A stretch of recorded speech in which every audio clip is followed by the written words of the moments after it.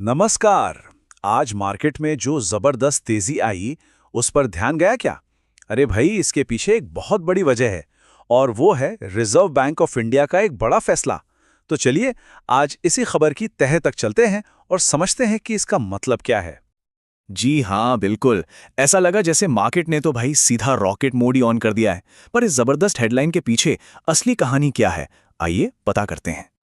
तो फिर सवाल उठता है कि हमारी इकोनॉमी के लिए और हम जैसे इन्वेस्टर्स के लिए इस फैसले का असल में मतलब क्या है। यही वो बड़ा सवाल है ना, जिसका जवाब आज हम ढूंढने वाले हैं।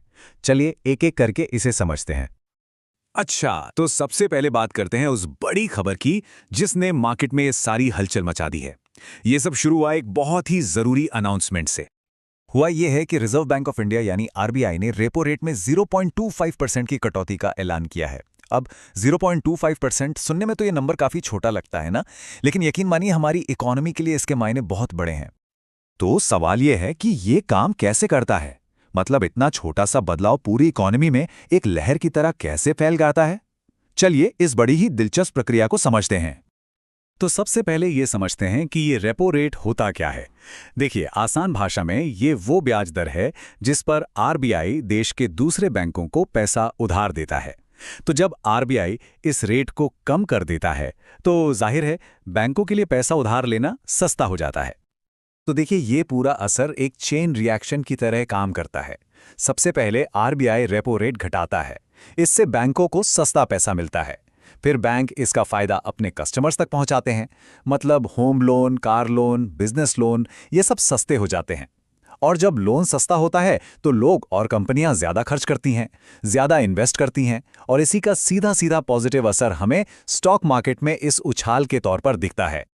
तो अब सवाल आता है कि इस पूरे खेल में सबसे बड़े विनर कौन है, मतलब फायदा सबसे ज्यादा किसे होता है। चलिए देखते हैं। तो सबसे बड़ा सवाल यही है, ऐसे कौन से सेक्टर्स हैं जिनको इस रेट कट का सबसे ज्यादा फायदा मिलने वाला है। देखिए, इसका सबसे ज्यादा फायदा तो उन कंपनियों को होता है जिन पर पहले से ही बहुत कर्ज है, क्योंकि अब उनका ब्याज का बोझ कम हो जाता है। इसके साथ ही ऑटो और रियल एस्टेट जैसे सेक्टर्स, जहां लोग लोन लेकर ही तो खरीदारी करते हैं, उन्हें भी सीधा सीधा फायदा मिलता है। और हाँ, जाहिर सी बात है, बैंकिंग सेक्टर के लिए तो ये है ही एक अच्छी खबर। चलिए अब उस सवाल पर आते हैं जो इस वक्त हर इन्वेस्टर के दिमाग में घूम रहा है कि भाई आगे क्या। ये जो शुरू में तेजी आई है, इसके बाद असली सवाल तो यही है कि क्या मार्केट इस स्पीड को बनाए रखेगा या फिर ये बस एक शॉर्ट टर्म उछाल है। सच कहें तो इस रेट कट ने मार्केट में भविष्य को लेकर एक नई बहस ही छेड़ दी है। क्या ये एक लंबी तेजी की शुरुआत है या फिर बस एक छोटी सी रिएक्शन? यही वो पहेली है जिसे आज हर कोई सुलझाने में लगा है।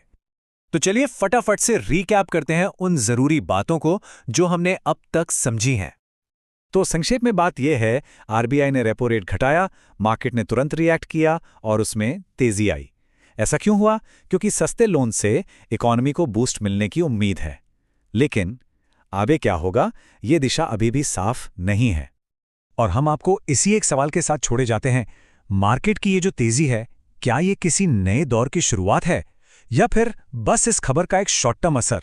इस पर सोचना तो बनता है।